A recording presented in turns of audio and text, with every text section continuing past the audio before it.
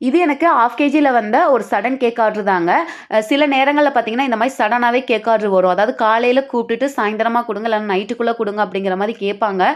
நம்மளுக்கு வழக்கமா நம்மகிட்ட கேக் வாங்குறவங்க பிஃபோராவே சொல்லிருவாங்க. அதே வழக்கமா வாங்குறவங்களையுமே சிலர் என்ன பண்ணுவாங்கன்னா, ஒரு வேள அவங்களுக்கு தேவைப்பட்டவங்களுக்கு யாருக்காவது கேக் தேவைப்பட்டாலும் கூட நம்மள கான்டாக்ட் பண்ணுவாங்க. அது வந்து ஒரு நல்ல ஒரு விஷயமா தான் இருக்கும். ஸோ மேக்ஸிமம் பார்த்தீங்கன்னா, எனக்கு வரக்கூடிய ஆர்டர் எதையும் வந்து இதுவரைக்கும் அல்ஹம்துலில்லாஹ் நான் கேன்சல் பண்ணதில்ல.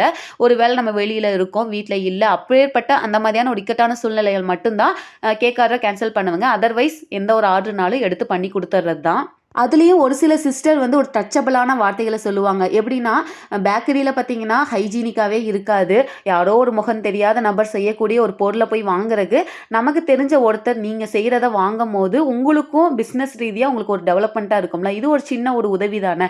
அப்படிங்கிற மாரி சொல்லுவாங்க. அதுக்கும் ஒரு நல்ல மனசு வேணும். ஸோ இந்த வீடியோ பார்க்கக்கூடிய ஃப்ரெண்ட்ஸ் எல்லாரும் உங்க சர்க்கிள்ல இருக்கக்கூடிய ஹோம் பேக்கர்ஸ்க்கு சப்போர்ட் பண்ணுங்க. இது அவங்களுக்கு ஒரு நல்ல ஒரு என்கரேஜ்மெண்ட்டா தான் இருக்கும். Brownies all over Tamil Nadu shipping பண்ணிட்டு இருக்கோங்க. ஃப்ரெஷ் கிரீம் கேக்ஸ் கோயம்புத்தூர்க்குள்ள மட்டும் அவைலபிளா இருக்குது. தேவைப்படுறவங்க ஸ்க்ரீன்ல தெரியுற நம்பர கான்டாக்ட் பண்ணுங்க. இந்த வீடியோ பிடிச்சா லைக் பண்ணி சேனலை மறக்காம சப்ஸ்கிரைப்